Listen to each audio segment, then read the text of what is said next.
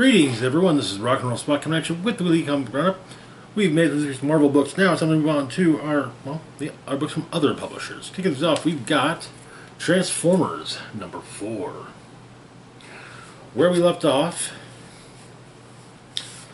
the Autobots revealed themselves to local townsfolk, and were not exactly met with open arms. However, the Decepticons attacked. During everything that happened, Spike was shot. And Optimus, though he had his arm ripped off by Starscream, if I'm remembering correctly, insisted that Spike's father get Spike into Optimus as he run back into vehicle mode, and Optimus proceeded to begin to head towards the hospital with the Witwickies. And Cliffjumper and Carly were also together. So the issue begins. Starscream finds Skywarp badly injured, and basically says, "Hey, I'll be back for you. Don't worry." Then he turns into a jet and flies off. But the Autobots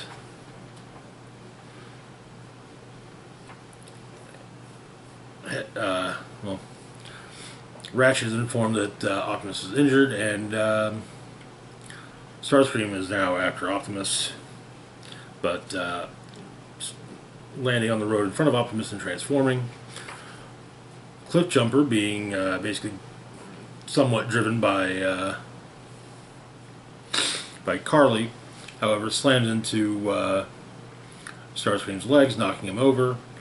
Optimus runs him over, and they make it to the hospital.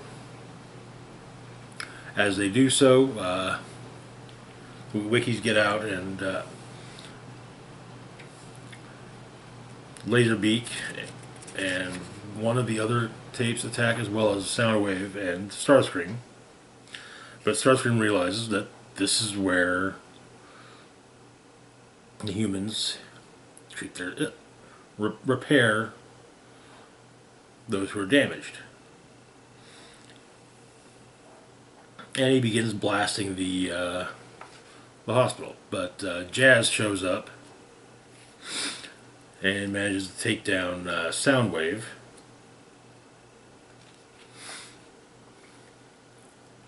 Ratchet and Cliffjumper help out, and Soundwave, Laserbeak, as well as Starscream realize they're outnumbered and fly off. However, they've knocked out the power at the hospital. And so Optimus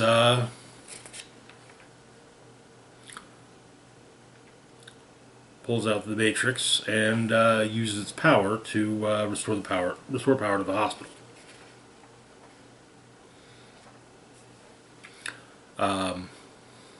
Starscream gets griped at by Soundwave for basically wanting to cause wanton destruction. After all, they can't even, there's so few of them, and they need Energon, and so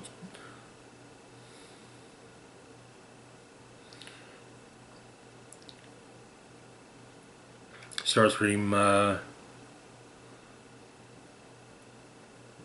So Skywarp is then ripped apart to be used for parts. Sam is talking with Spike, who is talking to Spike. Spike is currently in a coma.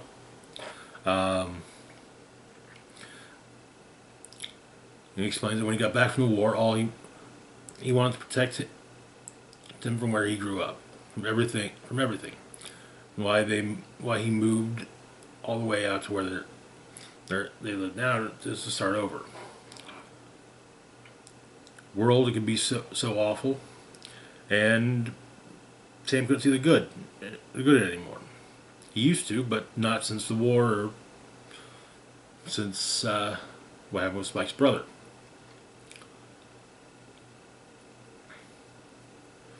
So it's like he's infected with him all the time and spreads to the ones he loves the most, and he can't remember how to see the good. And now Spike isn't there to remind him. One of the patients at the hospital goes outside and sees Optimus, who's standing guard, and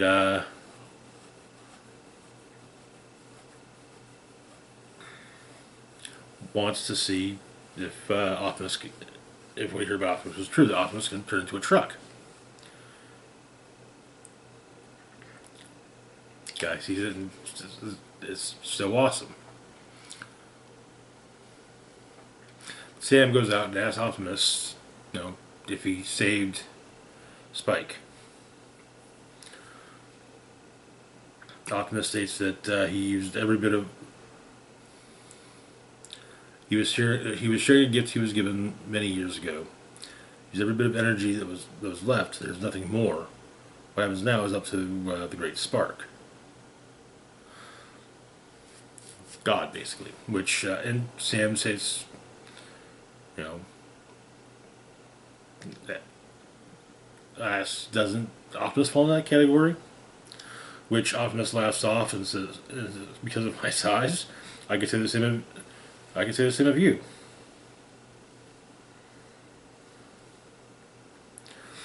And Sam just says, me? Look at me compared to you. And Optimus simply says, true, small, but still mighty. Ratchet was able to fix the generator. The Matrix, however, and Ratchet is having a loss of faith. What little energon they had was enough for Jazz to rush into battle and fight, but well, he's used it all up and collapses.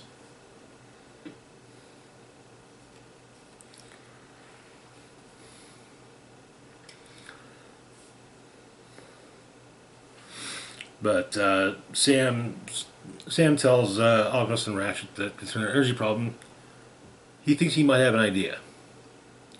Back at Carly's house, her and Cliffjumper are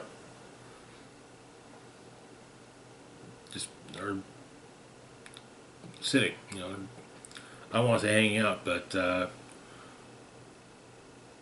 Cliffjumper asks if she's okay, and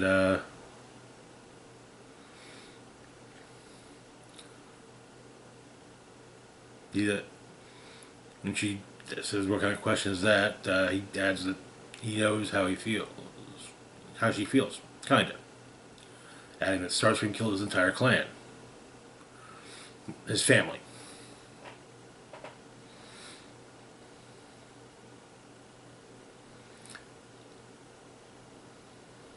He joined the war the next day, and Carly asks if the feeling goes away. How does it get easier? And clearly, it doesn't.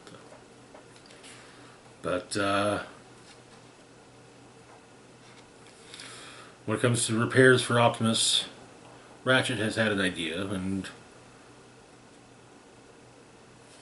he returns when he finds Cliffjumper. Well,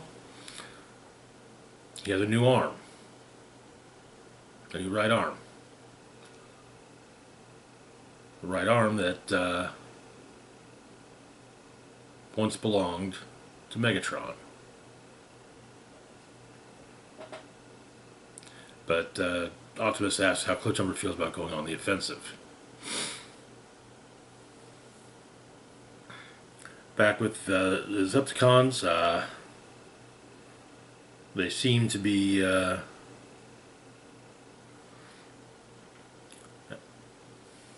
Starscream seems to be cannibalizing the injured for parts and energon, and declares that he is a Decepticon leader today, tomorrow, and forever.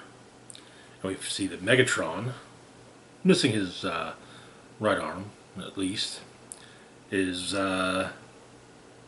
stuck in a massive block of is frozen in place in what I would presume to be the Antarctic, and that is where the issue ends. Well, that's one major question answered. Where's Megatron?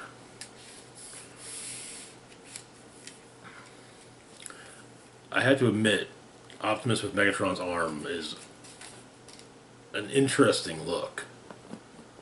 Moving on, though, to our next book, we've got Batman and Robin, number 6. Where we left off,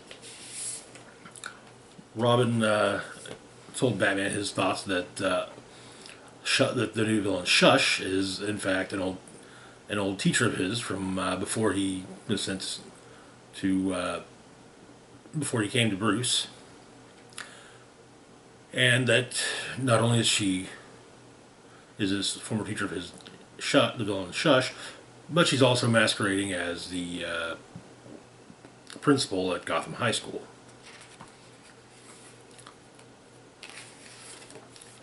So there's apparently a pancake breakfast and soccer tryout, and well, Bruce is helping out. Damian is watching, rather incredulous about Bruce leaning into the Bruce Wayne persona.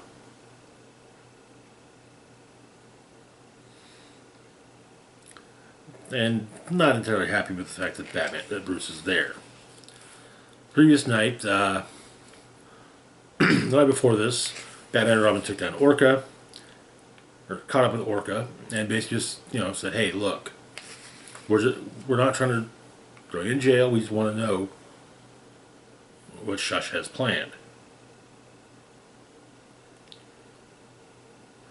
And Orca has explained the only reason that he worked with Man-Bat and that crew was so he could be with people like him, or her.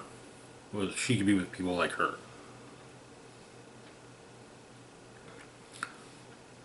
But Batman says he's going with Damien to school the next day. And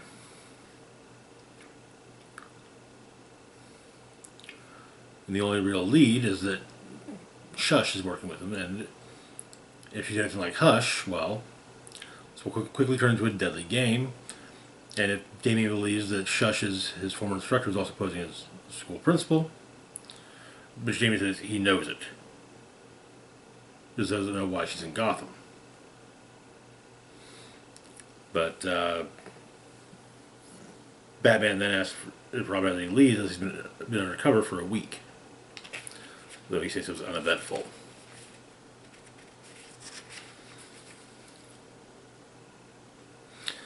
Apparently, though, he has been doing what he can to follow or keep an eye on the principal. But Bruce ends up talking with one of his teachers, one of Damien's teachers, and she states that tells Bruce it's okay for him to be a helicopter parent a little bit, but you have to let your kids find their own path. Miss Hall is Damien's biology teacher. She states that Damien is one of her favorite students, incredibly gifted, just distracted. But Damien goes to do some writing with the soccer field where the team is practicing. With one of the members getting up in Damien's face, and but he's told that he doesn't want to set off Principal Stone.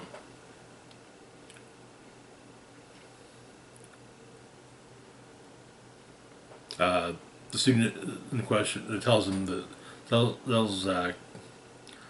this basically bails Damien out is Erica and one of his classmates in PE. She thought that Damien looked like he needed a friend, adding that the high school is really cliquish. Teachers are weird, students are weird, but honestly it's better than it was when it started. And Damien asks how so. Erica states that the school used to have a 50% criminal rate, kids would graduate and go right into being henchmen for the Joker, Riddler, Penguin, what whoever, every single jerk and bully they had. But that all changed when Principal Stone took over. And so, Damien, that's what she did. Apparently lots of programs, but then she got a new soccer team started and got the whole school behind it. She's the principal as well as the head coach. And she takes time with every student, but you can tell the players get a bit more extra attention. And so Damien informed an idea. And so while Miss Hall and Bruce are talking with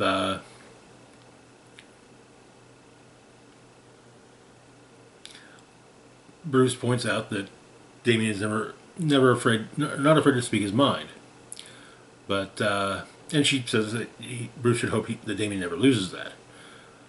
So he figures that Damien talks a lot in class, but she says that she thinks of him as like a sniper, quiet in class, like really quiet, like he's trying to hide. But when he does speak, it's quick and dead on, hard hitting and direct shots. It's easy to tell he has a lot to say, an answer for everything, and and a rather sharp wit. Sharp like a knife. Well, Bruce says that Miss Hall has no idea. But she also adds that Damien's smart, probably way too smart for high school, and that Bruce might want to consider having him take tests now and get him started on college classes. She's known people with minds like his, and it's really best that you not hold them back. And Bruce points out he just wanted Damien to be around kids his own age for a bit to make friends. Though Miss Hall points out that he might not have to worry about that, as Damien is trying out for the soccer team and very nearly gets a goal. The goalie just barely catches it in time and puts a tally mark on the goalpost. And so, Damien's on the team. But Batman and Robin are watching Miss Stone. All they've seen is her just being a principal at school. Being a principal, there have been no signs of her being either Damien's former instructor or Shush. And it's pointed, and Bruce states that he talked to Miss Hall, and she spoke very highly of Damien.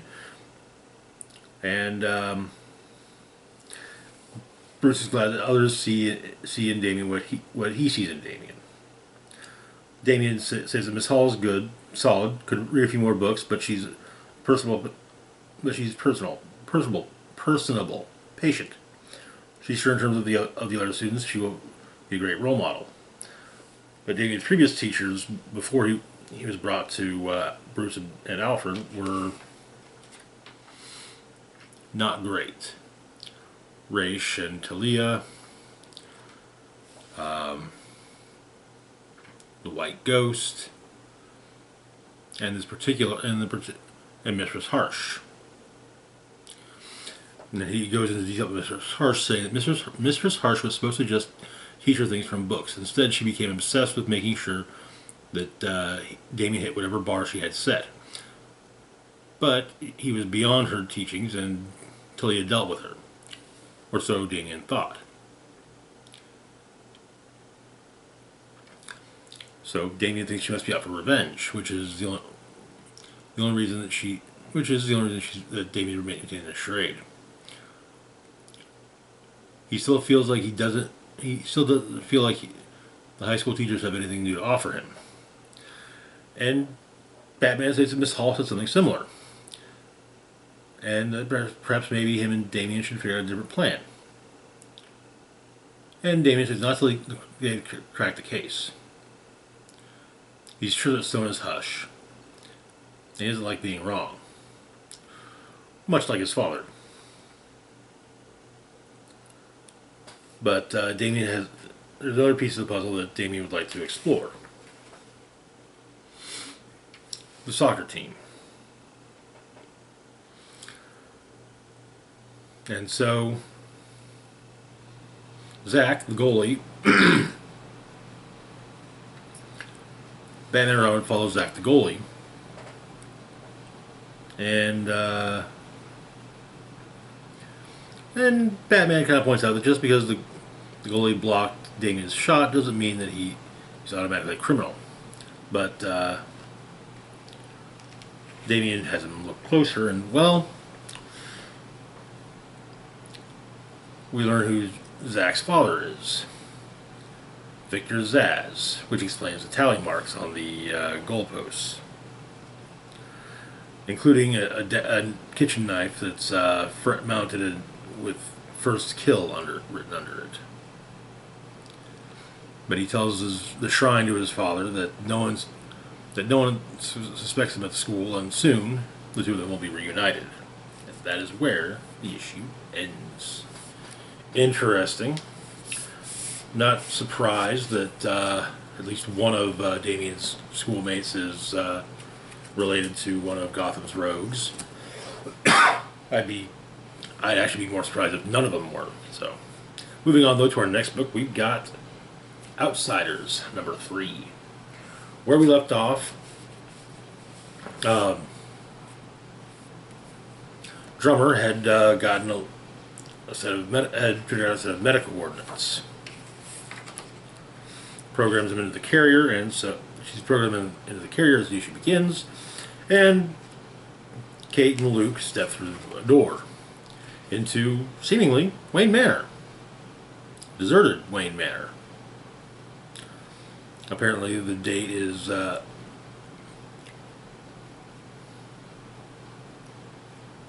they realize it's September 21st, the day that the Waynes were killed. But they end up being separated from one another. All Luke is seeing is Batman. Lots of Batmans. Including Duke Thomas from the Dark Multiverse. But one of the Batmans finds Luke and tries to get him to leave, saying that Luke's too good for this place. Kate continues her her trip to the mansion, and comes upon the Batwomen, including one that's an anthropomorphic fish. There seems to be a somewhat Joker Batwoman and Catwoman Batwoman, and yeah, but it's explained that with all the Batwomen's, yeah, they're not Batman, but kind of, aren't we? They're all empowered by tragedy. They weaponize their pain. Their journey may be different, but the destination is the same. With Joker Batwoman stating that all roads lead to Batty.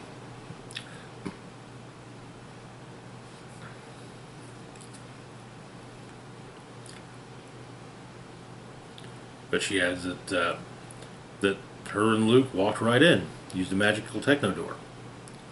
Though it's that's not good, especially one, she hacked her way in, and that Luke Fox is there. And so Batwoman who laughs, or Batwoman who smiles, states that this is the collective unconscious of the universe's greatest detective. You can't brute force your way in. When you're ready, you'll find one finds their way there naturally. But Luke Fox, he's never Batman. He might wear the cowl, but this is the place for him. And if he is here, well, it's not good. He's been brought before all the Batmans in the cave, and one of them suggests killing. What do we do with him? One suggests killing him, but the head Batman, I guess, says that's murder, and well, Batman doesn't kill. But others, some of them say, hey, one life for the lives of all.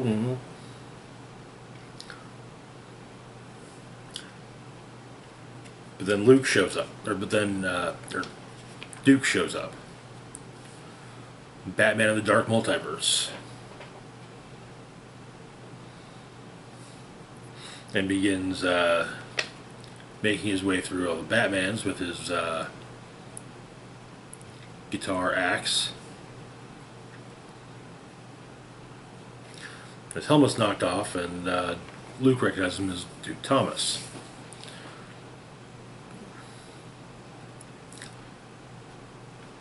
But Luke points out he was inspired by Batman, but Duke says, you think he inspired you? He infected you.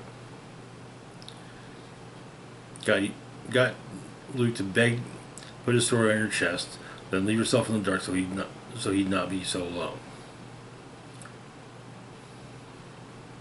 But they're the ones that Duke and Luke are the ones left alone, holding some rich monster's pain. All of existence built on Batman's violence. All of space-time humming to life with a single inviolate rule. Give the hero something to punch. Then Batwoman shows up and punches Duke.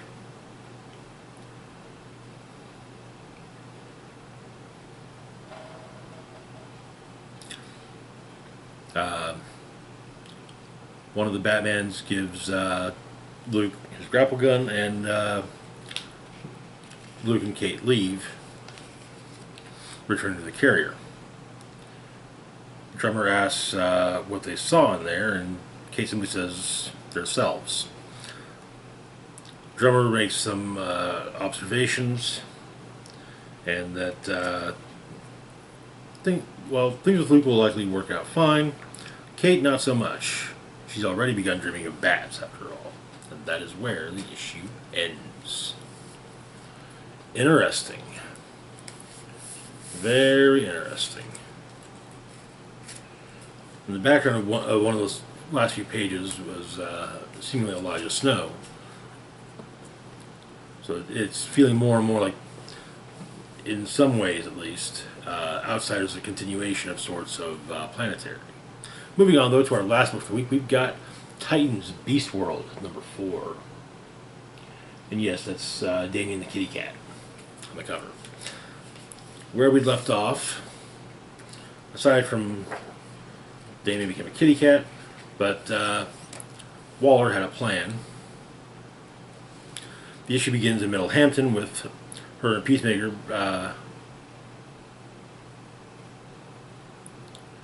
bringing in a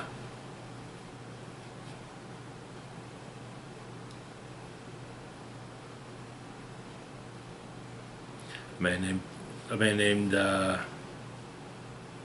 Chester Runk. Peacemaker ends up killing Chester's infected son, and it makes a portal, and so Chester makes a portal, but he's briefly stopped by Waller. In Ivytown, Giganta takes out one of the infected and gets infected herself.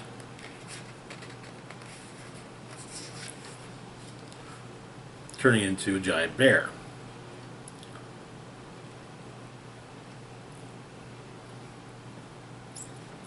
Starfire, Cyborg, Nightwing, and Superman head to Ivytown.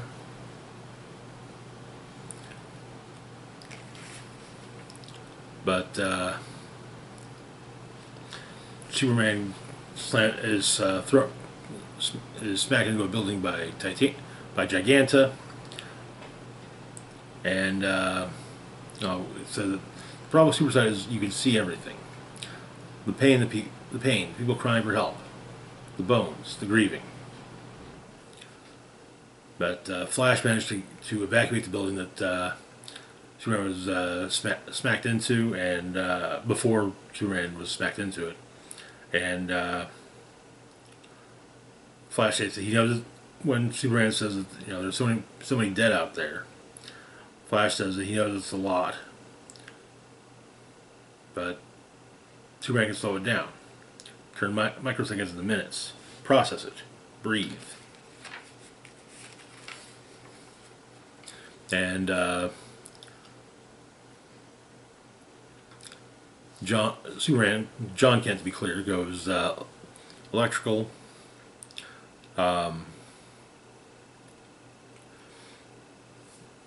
Getting her far enough from the city. The streets below her are wide and clear, and so Cyborg takes her down, and she gets boom tubed into a baseball stadium, and the spores she ingested pop out of her mouth, go after Superman. But as his electrical form is able to shock them and take them out. But and Swamp Thing is doing what he can to help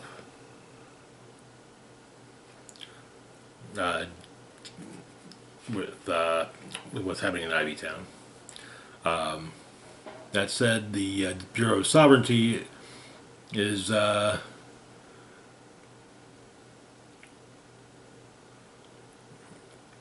Sarge Steele and the Bureau of Sovereignty are giving their spiel about the problem of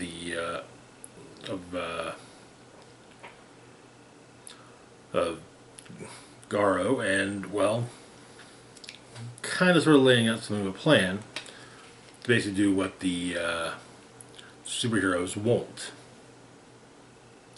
Meanwhile,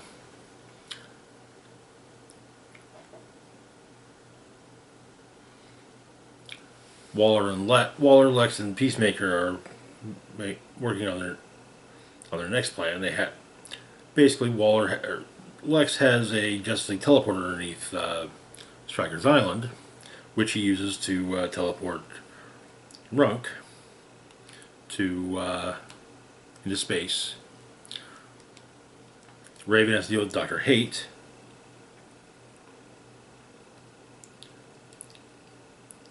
And when she asks what Hate wants, he states that what he wants is a complicated question. Lords of Chaos have their own desires in the helm he wears, whereas he wants so much that has been denied to him in the past. But for the moment, he's just there to keep Raven distracted. As Runk is teleported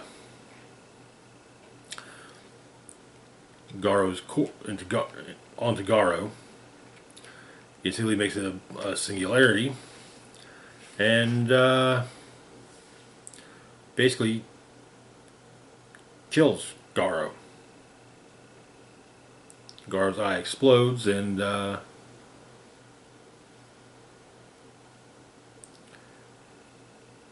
body simply hovers in space. And that is where the issue ends. You know, I didn't think that Beast Boy would potentially get killed off in this story. Hurt, maybe painted as a public menace to society, but not killed. And maybe he isn't, but we'll find out. Anyways, that's going to do it for now. As always, feel free to like, share, and subscribe. Links to my Facebook, Twitter, Mastodon, Patreon, and PayPal can be found in the description box down below. This is Rock and Roll Spock signing off saying, live long and rock hard.